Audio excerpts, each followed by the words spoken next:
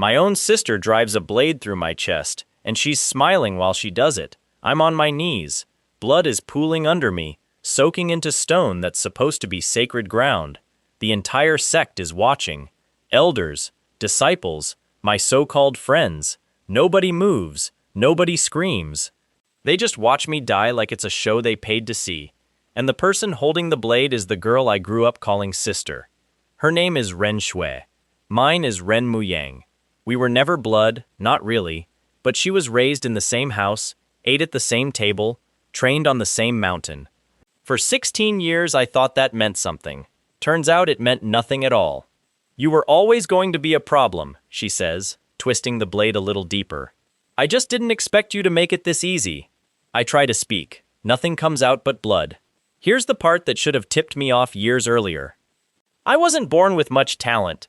Slow meridians, weak spiritual roots, the kind of cultivator elders forget the name of within a week. Ren Xue, on the other hand, was a prodigy from the moment she could walk. Everyone assumed the story was simple. Gifted sister, useless brother. Nothing to see here. Except 3 days before she killed me, an old monk collapsed at our sect gates, half dead from a journey across the Frostfall Mountains, and with his last breath he pressed something into my hand. He said one sentence that changed everything. Your bloodline was never small, it was sealed. Then he died before he could explain what he meant. I didn't get the chance to ask what sealed meant, or why he chose me out of every disciple on that mountain. Because 3 days later, I was bleeding out on ceremony stones with my own sister's hand still on the hilt of the knife. She leans down close enough that I can feel her breath against my ear. Don't worry, she whispers. I'll take good care of everything you leave behind. Your title, your techniques, even your fiancé. I've always been better at using things than you were. That's the last thing I hear before the world goes black. I expect nothing after that. No heaven, no hell, no next life. Just an ending. Instead, I open my eyes and I'm 8 years old again. Small hands, small feet. A cracked wooden ceiling I haven't seen in almost a decade, because that ceiling belonged to a room in our house that burned down when I was 12. I sit up so fast I nearly fall off the bed. My hands are shaking, not from fear, from disbelief. I flex my fingers. I feel my own pulse hammering in a chest that has no wound in it at all. I'm alive. I'm young. And somehow, impossibly, I remember every single second of the future I was supposed to have, including the exact moment my sister decided I was worth killing. Before I can process any of that, a voice rings out inside my skull, calm and mechanical, like it's been waiting for this exact moment for a very long time. I freeze. A translucent panel unfolds in front of my eyes, visible to no one but me. Stats. Bars. A progression tree that doesn't end, doesn't cap, doesn't have a ceiling anywhere in sight. Every cultivator I ever knew, every genius, every monster of a prodigy, they all hit walls eventually. Bloodline limits, meridian limits, a hard stop where talent simply runs out and no amount of effort can push past it. My system doesn't have a stop. I read that sentence about 6 times. Every cultivator around me spends their whole life terrified of hitting a ceiling. I just found out I don't have one. The monk wasn't lying. My bloodline wasn't small. It was sealed, buried under something so deep that even I never noticed it was there. And now, somehow, it's been unlocked at the exact moment I need it most. For a second, I just sit there laughing, quiet and a little unhinged, because it's either laugh or cry, and I've cried enough for one death already. Then reality catches up with me. I'm not just some random kid who got lucky. I'm the same Ren Muyang who's going to grow up weak, unnoticed, and eventually murdered by his own sister on a ceremony stage in front of an entire sect that won't lift a finger to stop it. Except this time, I know exactly what's coming. I know every mistake I made. I know every person who smiled at my face and plotted behind my back. And most importantly, I know exactly what my sister is capable of, years before she ever gets the chance to prove it. That knowledge is a weapon nobody else in this world has. Let me back up, because you need to understand what kind of family I grew up in, or none of what happens next is going to make sense. Our clan is minor, not powerful enough to matter on a national scale, but respected enough locally that people still bow when our elders walk past. My father runs it with an iron discipline that leaves no room for excuses. My mother died when I was young, something my father never talks about and I never ask about. Ren Xue was brought into our house when she was 6, an orphan from a war-torn border town, taken in more out of political convenience than kindness. My father needed an alliance with her dead parents' old faction. She needed a family. On paper, it looked like charity. In practice, it was a transaction, and everyone in that house except me seemed to understand that from the beginning. I didn't understand it. I was 8. I just wanted a sister. For years, she played the part beautifully. She protected me from the older disciples who mocked my weak roots. She sat with me when I cried after failing yet another cultivation trial. She told me, more times than I can count, that talent didn't matter as much as loyalty, that she'd always have my back no matter how far ahead of me she got. I believed every word of it. In my old life, I kept believing it for 16 years, right up until the blade went into my chest. This time, I remember all of it. Every kind word, every warm smile, every single lie. And now, sitting in an 8-year-old body, with a system in my head that promises limitless power, I have one very simple thought. Never again. The first thing I do isn't dramatic. I don't run to my father screaming about betrayal nobody would believe yet. I don't confront a 6-year-old version of my future killer, because what would that even accomplish? Instead, I do something much smarter. I start training in secret, in the dead of night, using techniques I'm not supposed to know yet, guided by a system that levels me up faster than anything this world has ever seen. I accept without hesitation. Where a normal disciple might spend a full year cracking open their first meridian gate, I do it in 3 days. The system doesn't just track my progress, it accelerates it, rewarding effort with growth that should be physically impossible for someone my age. Elders in my old life used to whisper about geniuses who cultivated a full stage in a single month and called it a miracle. I clear 4 stages in 2 weeks. Nobody notices yet, because I make sure of it. I train in a collapsed grotto behind our estate that nobody bothers checking, a place I only remember because I stumbled into it by accident in my old timeline, years too late for it to matter. This time I use it from day 1. Every night, while the rest of the house sleeps, I slip out, activate quests, grind through techniques the system unlocks for me, and slip back before sunrise like nothing happened. Ren Xue, 6 years old and already sharper than most adults, catches me sneaking back in exactly once. "Where were you?" she asks, rubbing sleep from her eyes, genuinely curious. Not suspicious yet. Not yet. Couldn't sleep, I say. Went to look at the stars. She smiles at that, soft and a little sad, the same smile she'll use 16 years later while pushing a knife through my ribs. "You're weird, Muyang," she says, "but I like weird." I smile back like nothing's wrong. Inside, something in my chest goes cold.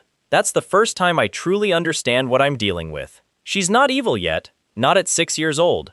But somewhere between here and the ceremony stage of my old life, something in her breaks. Or maybe something in her was always broken and just needed the right pressure to crack. I don't know which yet. And honestly, at this point, I don't care which. I just know I'm not walking into that blade a second time. Months pass. My cultivation climbs at a pace that should be terrifying anyone paying attention, except nobody's paying attention. Because in my clan, all eyes are already fixed on Ren Xue. She's remarkable. There's no other word for it. By age 7, she absorbs techniques other disciples struggle with for years. By age 8, the same age I was when I died and came back, she's already surpassing senior disciples twice her physical age.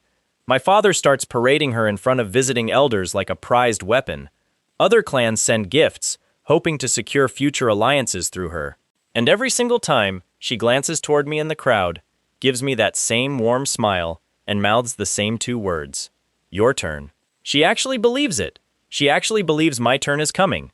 In my old life, I believed it too, right up until it stopped being true. By the time I turned 12, the exact age my bedroom burned down in my previous timeline, I quietly make sure that fire never happens. A servant, bribed with coin I earned through a system-granted alchemy quest, accidentally checks the kitchen stove that night instead of leaving it unattended. Small changes, careful changes. Nothing that draws attention, everything that keeps me alive long enough to grow strong enough that attention won't matter anymore. Fate points. That's new. The system explains it simply enough. Certain deaths in my original timeline were fixed points, moments the universe tried extremely hard to make happen no matter what I changed. Surviving one of those moments earns something called a fate point, currency I can spend later on re-rolling disasters the system flags as unavoidable through normal means. I have exactly one fate point banked. I have a feeling I'm going to need a lot more before this is over. By 14, I'm strong enough to enter the sect's outer disciple trials. The same trials I barely scraped through in my old life with a cultivation base so weak the examiners nearly laughed me out of the courtyard. This time, I walk in with a foundation 4 times deeper than anyone my age has any right to possess. Hidden carefully behind a technique the system taught me specifically for concealing cultivation level. I don't show my full strength, not yet. I pass the trials with results just strong enough to avoid suspicion, just weak enough to stay invisible.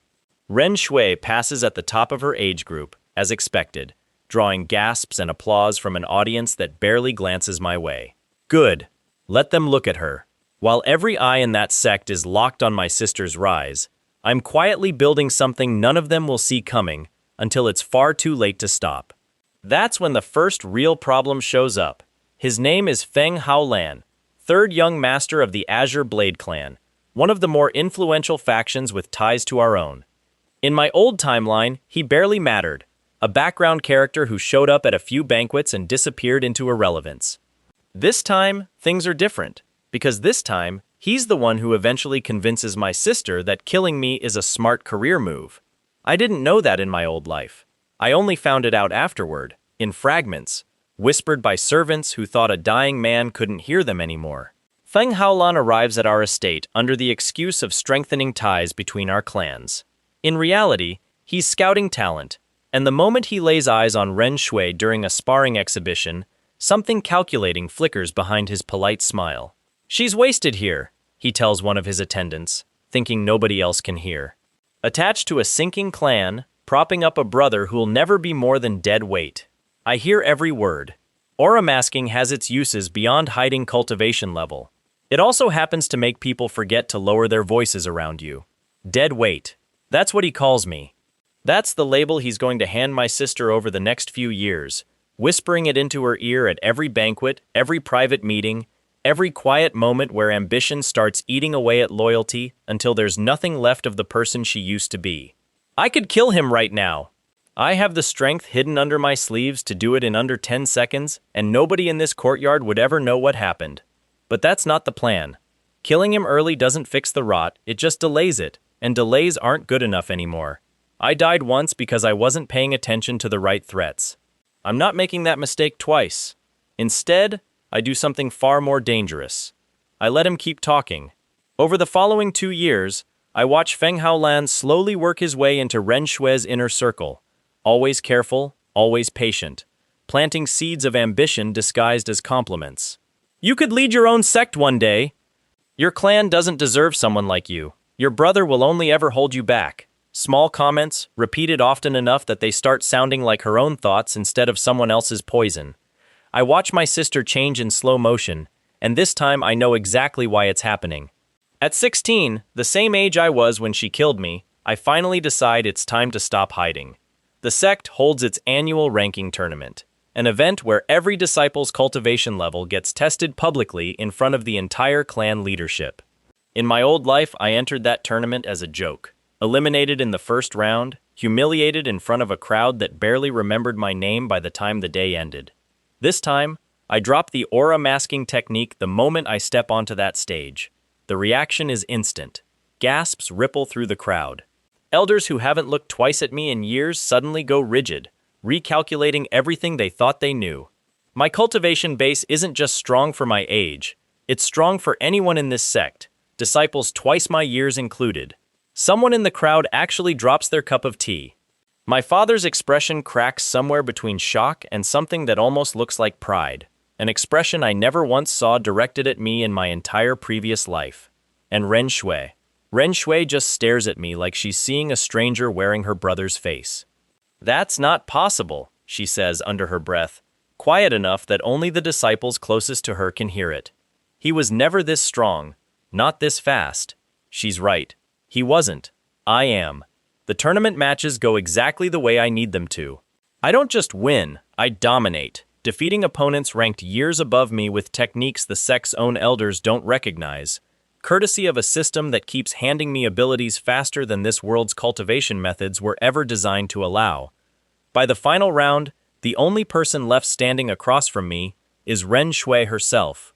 The entire courtyard goes silent. This is the moment where, in my old life, I never would have made it this far. This is the moment where my sister would have crushed me without a second thought, smiling while she did it, exactly like she smiled while burying a knife in my chest years later. Instead, standing across from her now, I finally understand the truth underneath everything. She's not fighting me because she hates me.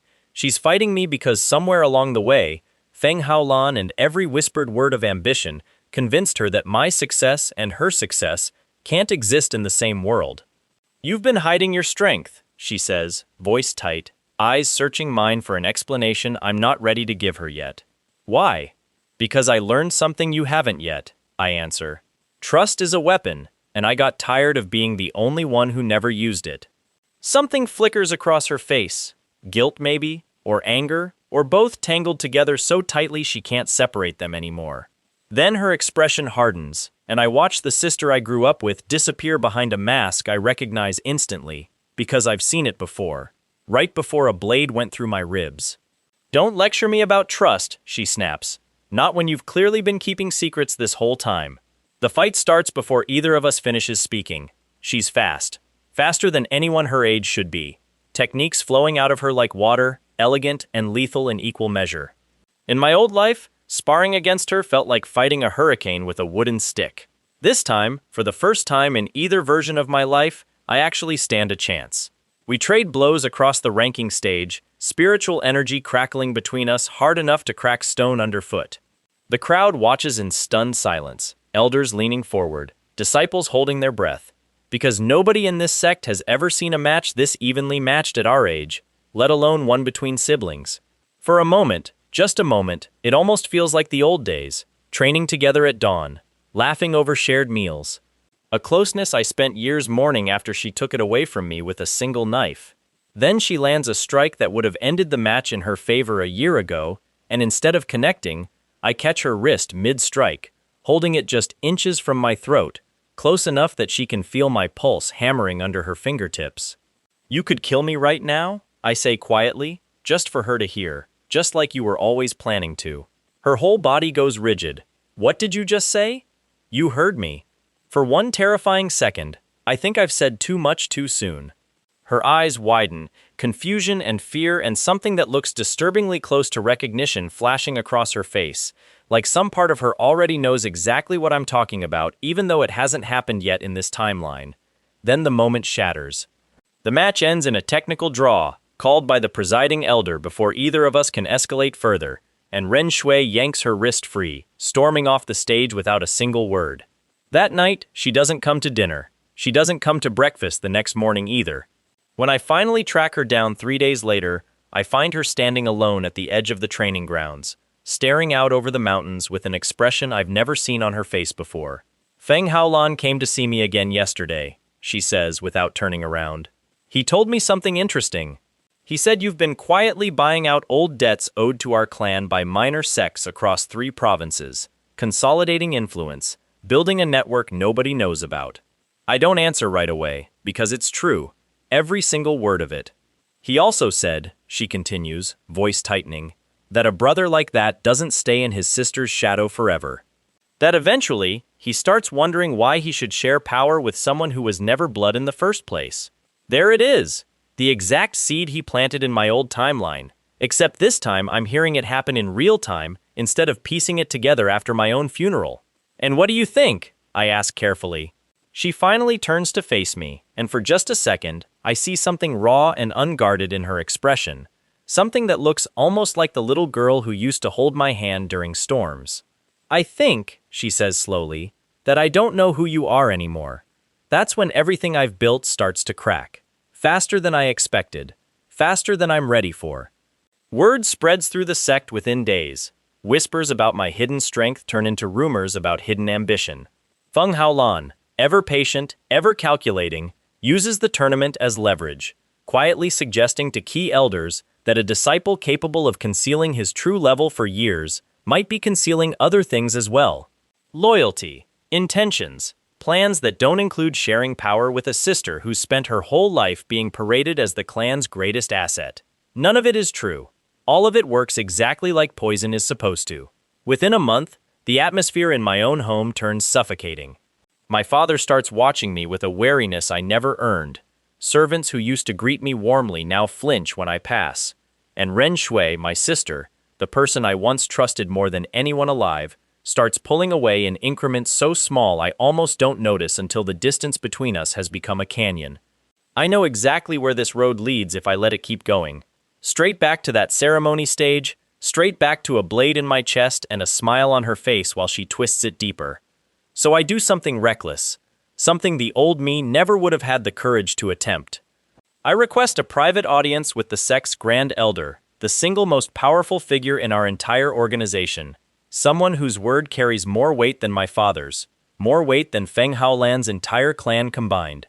Getting that audience alone takes 2 weeks of navigating politics I barely understand, calling in every favor I've quietly built through the system's alchemy and formation quests, trading rare pills and enchanted talismans for a 15-minute conversation that could either save everything or destroy it completely. When I finally stand in front of the Grand Elder, an ancient woman with eyes that seem to see straight through every lie I've ever told, I lay out everything. Not the reincarnation, not the system, just the parts that matter. Feng Haolan's manipulation, the debts I've bought up defensively, not offensively. The quiet campaign being run against me by a rival clan looking to fracture our sect's most valuable asset from the inside. The Grand Elder listens without interrupting once. When I finish, she's silent for a long, uncomfortable moment. You understand, she finally says, that if what you're claiming is false, the consequences will be severe. I understand, I say. I also understand that if it's true, and nothing is done, the consequences will be worse. Her eyes narrow, studying me with an intensity that makes my pulse spike despite every ounce of confidence I've built over the last 8 years of secret cultivation. Very well, she says finally. I will look into it personally, quietly, for now. If you're lying to me, boy, there will be nowhere in this world for you to hide.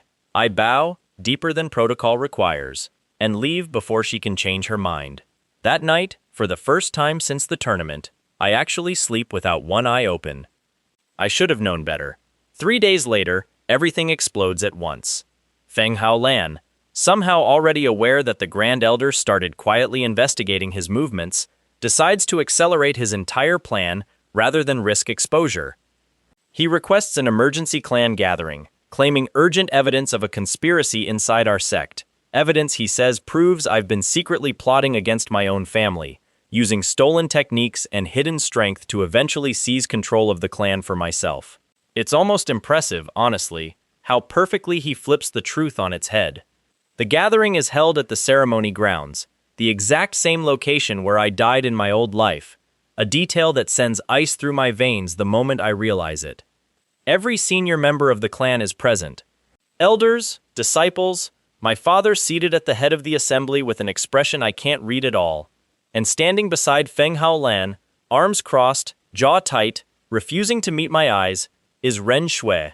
Present your evidence, the Grand Elder commands, her voice cutting through the tense silence like a blade of its own. Feng Haolan steps forward with a performance so smooth it almost fools me, presenting forged documents, twisted testimony from bribed disciples, and a narrative so carefully constructed that half the crowd is nodding along before he even finishes speaking. According to him, I've spent years secretly amassing power specifically to overthrow my father and claim clan leadership, using my sister's reputation as cover while quietly undermining her influence from the shadows. It's not true. Not one word of it. But it doesn't need to be true. It just needs to be believable enough, delivered at the right moment, to the right audience, by someone patient enough to spend years setting the stage. And what does Ren Xue say? The Grand Elder asks, turning her sharp gaze toward my sister. You've trained alongside him his entire life. Do you believe these claims? Every eye in the courtyard turns to her. This is it. This is the exact moment that decided everything in my old timeline, except back then I was already dead by the time it happened, murdered in private before anyone even needed a public reason. This time, I'm standing right here, watching her face in real time as she decides whether to save me or condemn me in front of everyone who matters. Her eyes finally lift to meet mine. For one agonizing second, I see the little girl who held my hand during storms, who told me talent didn't matter as much as loyalty, who promised she'd always have my back no matter how far ahead of me she got. Then I see something else behind it: doubt. Fear, ambition, sharpened over years of careful poison, finally given a stage big enough to matter. "I don't know," she says quietly. "I don't know what he's capable of anymore." The courtyard erupts into chaos. That answer, that single moment of hesitation, is all Feng Haolan needs. He seizes the opening instantly, pressing the Grand Elder for an immediate judgment before cooler heads can slow things down, painting hesitation as proof, doubt as confirmation, my own sister's uncertainty as the final nail sealing my fate. "He must be restrained," Feng Haolan declares, voice booming across the ceremony grounds. Before whatever he's planning reaches its conclusion, guards start moving toward me. This is the exact moment everything changes, because unlike my old life, I'm not walking into this blind, and I am absolutely not going down without giving this world a reason to remember my name. I release every ounce of concealment I still have left. Spiritual energy explodes outward from my body in a shockwave that cracks the ceremony stones beneath my feet, sending guards stumbling backward, sending gasps rippling through the entire assembled crowd. The Grand Elder's eyes widen. My father rises halfway out of his seat. And Feng Haolan, for the first time since he arrived at our estate years ago, finally looks genuinely afraid. Because the cultivation level radiating off me right now isn't just strong for my age, it's stronger than his entire clan combined. "That's impossible," he stammers, backing away instinctively. "No disciple should be able to reach this level this fast. This not natural cultivation. This has to be some kind of forbidden technique. You want to talk about forbidden things?" I cut him off, voice carrying easily across the silent courtyard. "Let's talk about the letters." His face goes pale. "What letters?" the Grand Elder asks sharply. I reach into my robe and produce a small stack of parchment, letters I've spent the last several months quietly intercepting and copying through contacts built via system-granted stealth techniques. Letters written in Feng Haolan's own handwriting, detailing exactly how he's been manipulating my sister for years, exactly how he planned to fracture our clan from the inside, exactly how he intended to use whatever chaos resulted to absorb our territories into his own family's growing influence. I never had this evidence in my old timeline. I died before I ever thought to look for it. This time, I made sure to find it first. The Grand Elder takes the letters, reading in silence while the entire courtyard holds its breath. Her expression darkens with every passing second, and when she finally looks up, her eyes land on Feng Haolan with an intensity that makes him visibly flinch. "Seize him," she commands. Chaos breaks out instantly.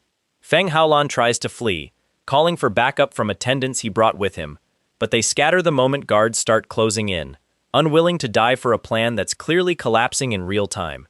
Within minutes, he's restrained, dragged before the Grand Elder in humiliating silence, every ounce of his careful manipulation exposed in front of the exact audience he spent years trying to control.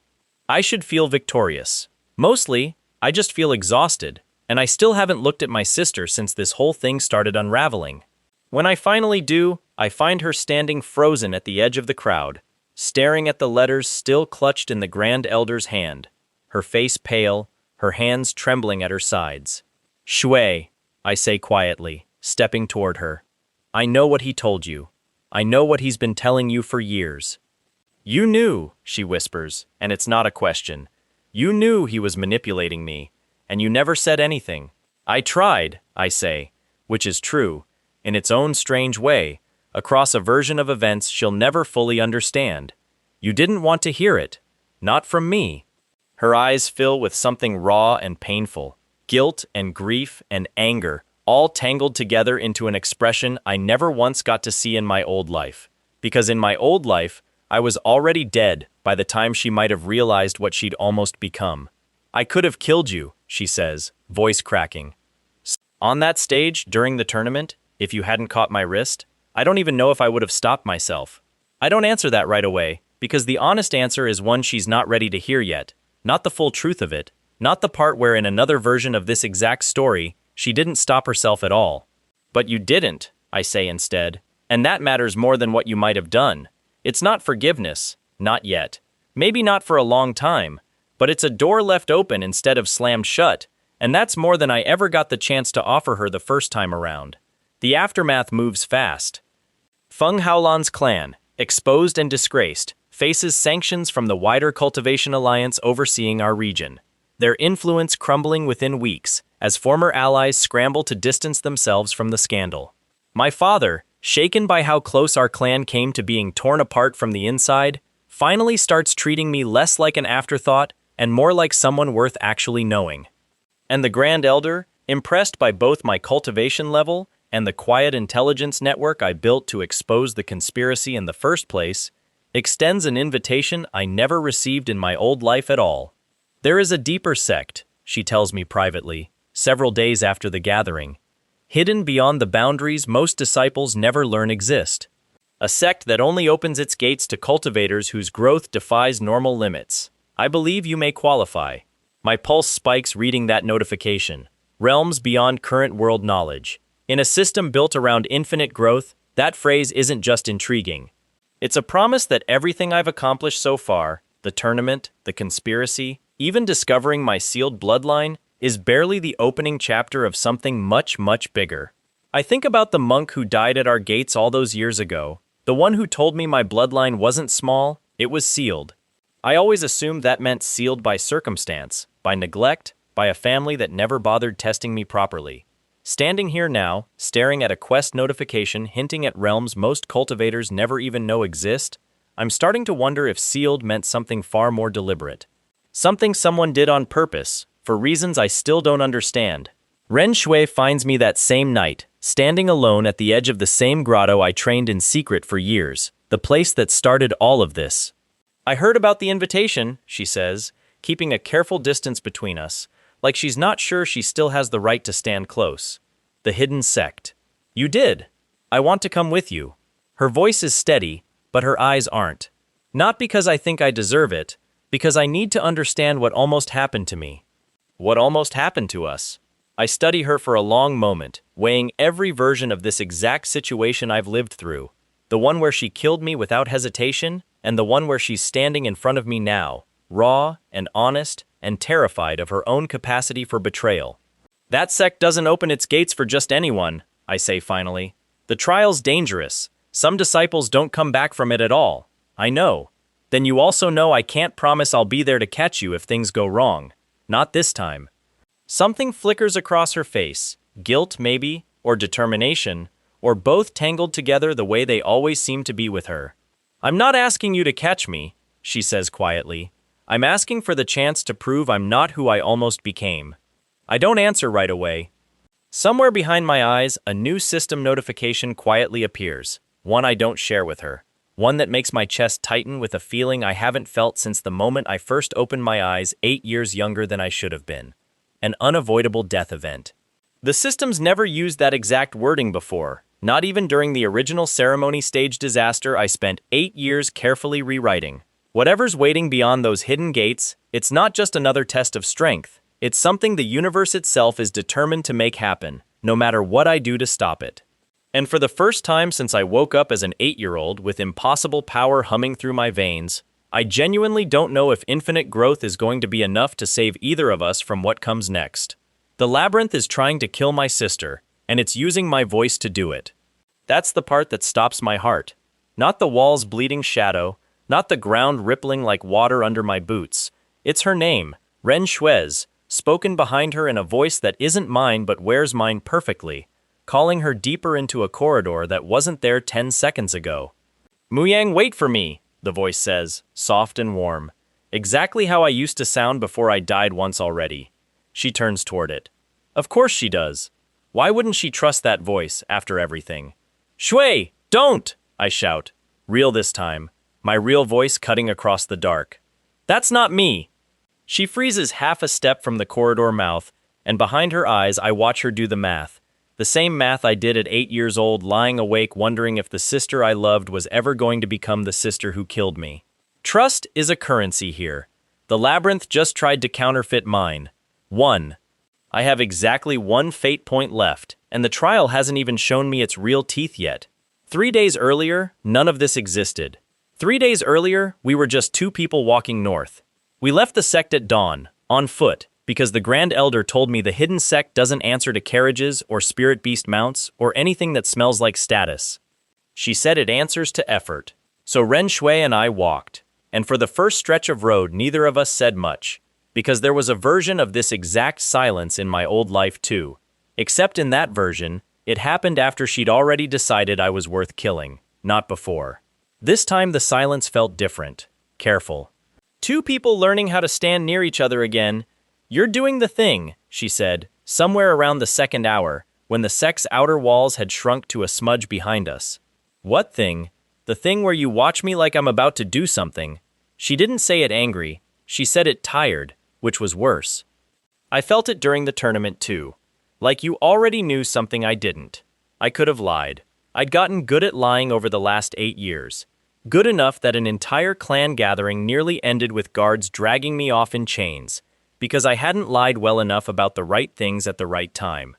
But lying to her right now, on an empty road with nobody watching, felt like exactly the kind of small betrayal that grows into a bigger one if I let it. I know things, I said. I can't tell you how yet. I need you to trust that I have a reason for that, and that the reason isn't because I think less of you. She was quiet for a long moment. Long enough that I started counting my own heartbeat, which is a stupid habit I never fully broke even after gaining a cultivation base 4 times deeper than anyone my age. Okay, she finally said. Just that, okay. No demand for more, no wounded pride. Nothing like the version of her who once told me trust was a weapon, and then used it on me like one. I didn't know yet whether this Ren Xue was different because the timeline was different, or because some part of her was always this person, and Feng Haolan had simply spent years burying her under someone else's ambition. Either way, it was the first time since I opened my eyes 8 years younger that I let myself believe I might actually get her back. We reached the hidden sect's outer boundary on the 3rd day, at the base of a mountain range so tall the peaks disappeared into cloud before you could count them. There was no gate, no wall, just a narrow stone path curling upward into mist, and standing at its foot, an old man in gray robes who didn't introduce himself, didn't ask our names, didn't do anything except study us both with the kind of patience that made the hair on my arms stand up. The trial begins the moment you accept it, he said. Not before. There is still time to turn back. I read that notification twice and felt something cold settle behind my ribs. The system had never used the word unavoidable before, not even when it warned me about the fire that nearly took my childhood room. Not even during the ceremony gathering when guards closed in from every side.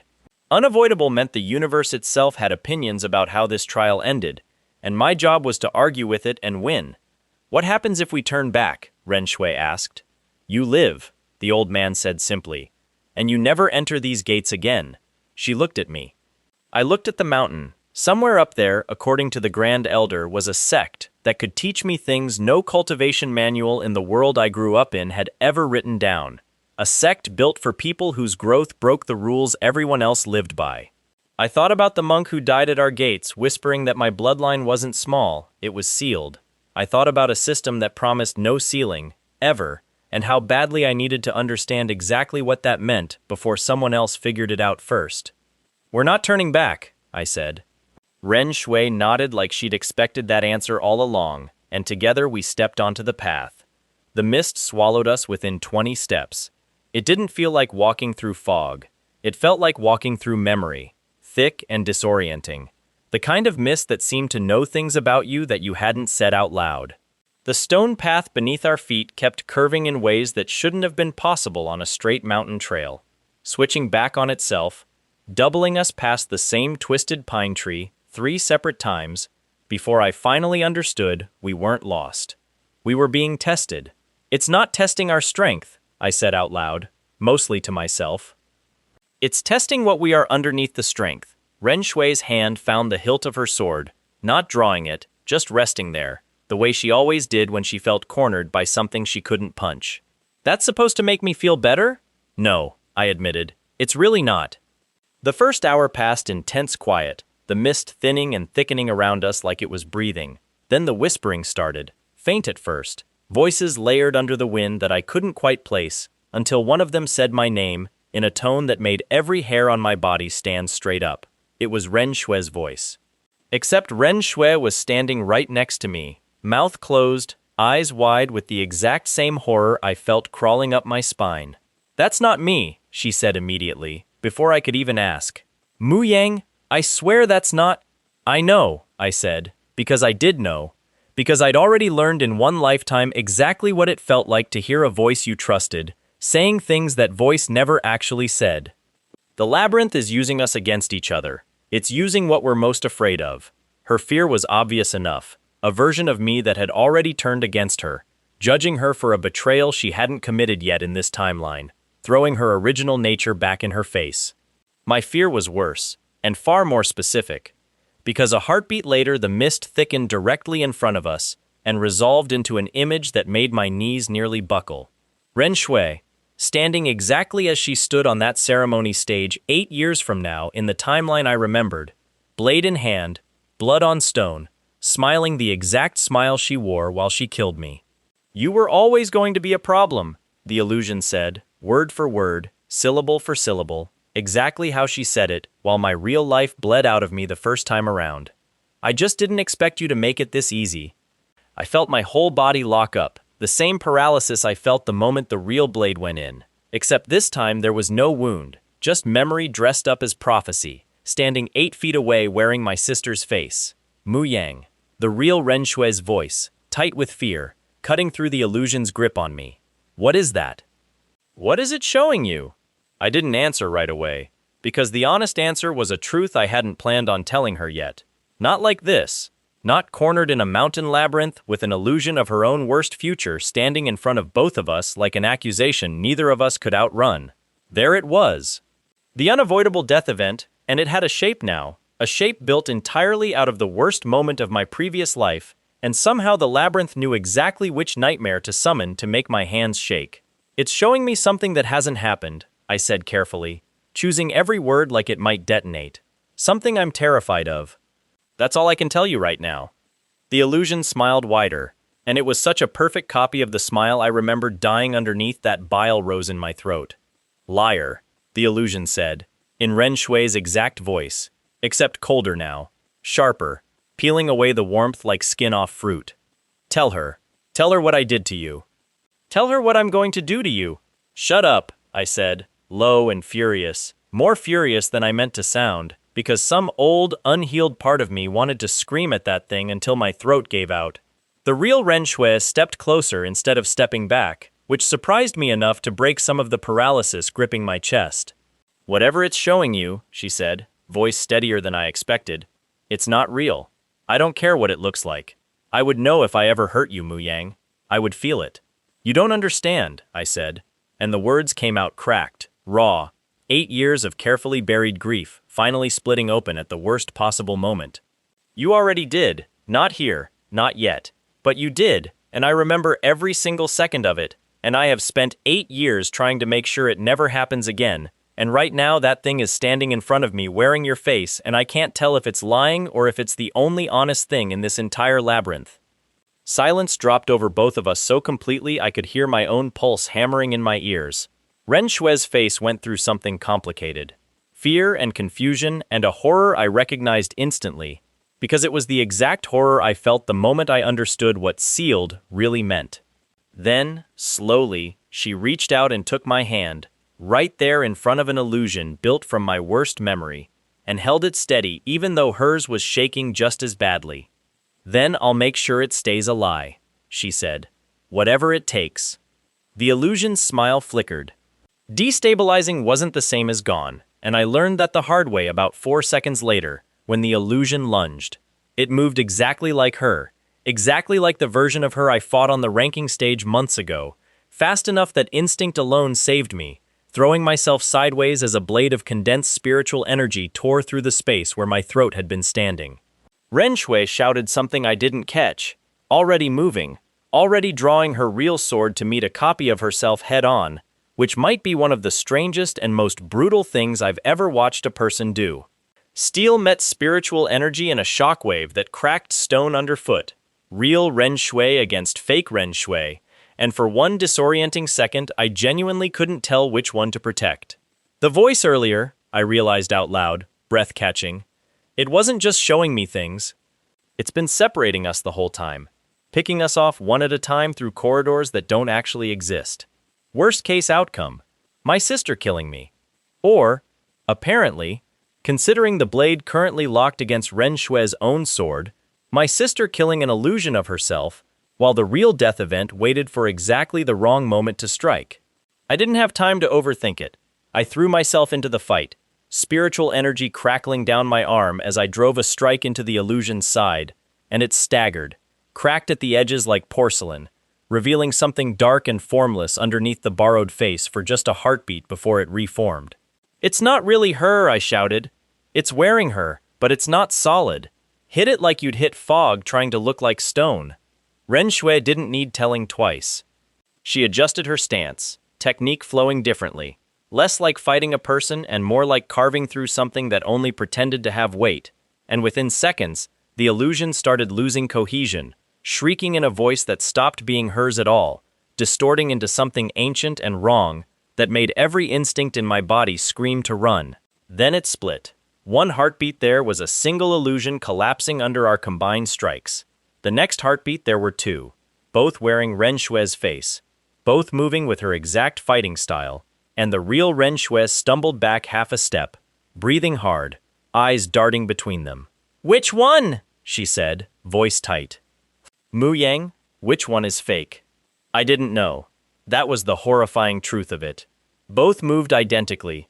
Both radiated the exact same spiritual signature the labyrinth had copied from her. And somewhere underneath the panic clawing up my throat, the system delivered the notification I'd been dreading since we stepped onto this mountain path. My chest went ice cold. This was it. This was the moment the system flagged as unavoidable.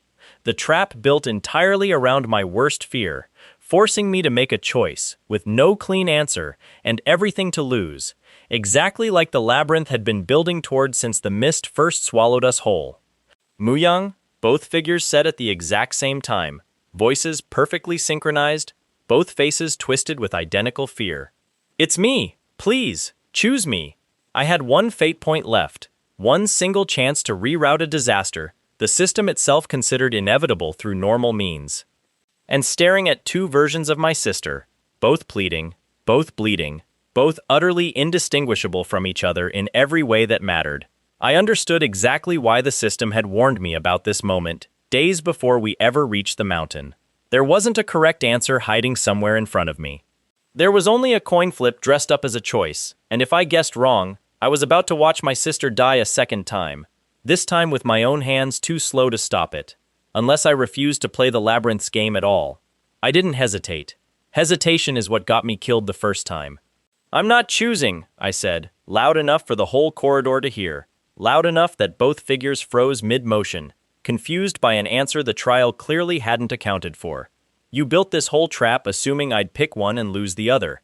I'm not playing that game." I spent the fate point.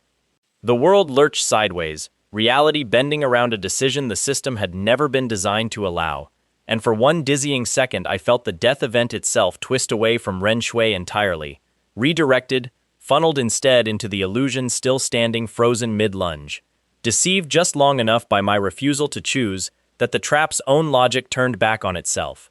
The false Ren Xue shattered, not cracked, not staggered, but genuinely shattered, dissolving into ash and mist and a low, furious shriek that echoed off the mountain walls before fading into silence. The real Ren Xue dropped to her knees, gasping, sword clattering against stone, and I was at her side before I even registered moving, hands checking for wounds that, impossibly, weren't there. "You're okay," I said, half question, half prayer. "You're actually okay." "I think so," she managed, voice shaking badly. I felt it. Whatever that was, I felt it trying to decide which of us got to keep existing. 0. I had absolutely nothing left now. No safety net, no cosmic insurance policy, waiting to save either of us if the trial decided to test us again. The thought settled into my stomach like a stone, cold and heavy, but underneath the fear there was something else too, something that felt almost like relief. I chose not to choose, and it worked. The universe wasn't as unbeatable as it wanted me to believe. "That thing," Ren Xue said, still catching her breath, staring at the space where the illusion had dissolved. It wasn't just copying my face, it knew things. It moved like it had actually studied me my whole life.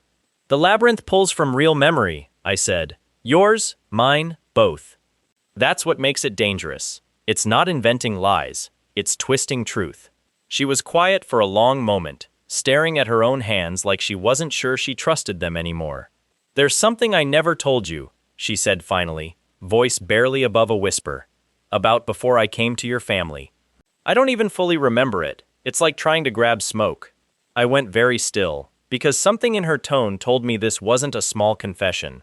When I was small, before the orphanage, before any of it, she continued, eyes distant, I remember someone telling me exactly what to feel. Not teaching me, telling me, like flipping a switch. I remember being told who to trust and who to watch, and I remember it feeling completely normal at the time, like breathing. She swallowed hard. Feng Haolan wasn't the first person who ever told me what to think, Muyang. He was just the most recent one. I think someone did this to me a long time before he ever showed up at our door. My blood went cold in a completely different way than the fight had left it. Do you remember who? I asked carefully. No. She shook her head, frustration and fear tangled together across her face. Just fragments. A voice. A room with no windows. Someone saying my usefulness depended on how well I could learn to watch someone specific. Her eyes lifted to mine, wide and terrified by her own memory. I think that someone specific might have been you. The words landed like another blade, quieter than the one that killed me the first time, but somehow just as deep. If she was right, if some fragment buried under years of conditioning was actually true, then Feng Haolan hadn't planted the first seed of her eventual betrayal at all. He'd simply watered something someone else planted, years before I ever met her, back when she was small enough that she couldn't have possibly understood what was being done to her. Someone had been watching me since before I even knew I had a sealed bloodline worth watching. We need to get through these gates, I said, standing, pulling her up with me, my voice steadier than I actually felt. Whatever's waiting on the other side, I think it has answers neither of us are going to like. She nodded, wiping her face with the back of her hand, and together we pressed forward through the thinning mist, the path finally straightening beneath our feet for the first time since we'd entered the labyrinth, like the trial itself had exhausted everything it had to throw at us and simply given up. We walked in silence for what felt like another hour, climbing steadily upward until the mist broke apart entirely, spilling us out onto a wide stone plateau where massive gates stood carved directly into the mountain face itself, ancient beyond anything I'd seen in my old life or this one, etched with symbols that made the spiritual energy in my chest hum, in recognition even though I'd never studied them before. The gates began to open on their own, grinding stone against stone, revealing a courtyard beyond bathed in strange golden light that didn't seem to come from any sun I could see. Figures waited inside, robed cultivators standing in careful formation, and at the center of them, a single elder stepped forward, ancient and imposing, radiating a cultivation level so far beyond anything I'd encountered that my instincts screamed at me to kneel before my mind even caught up. The elder's eyes swept over Ren Xue first, brief, dismissive, cataloging her as unremarkable. Then those eyes landed on me, and every ounce of composure the elder carried shattered in an instant, replaced by something I never expected to see on the face of someone that powerful. Fear. That's not possible, the elder whispered, voice trembling, taking an involuntary step backward as the entire courtyard behind them fell into stunned, uneasy silence. That bloodline was supposed to be extinct.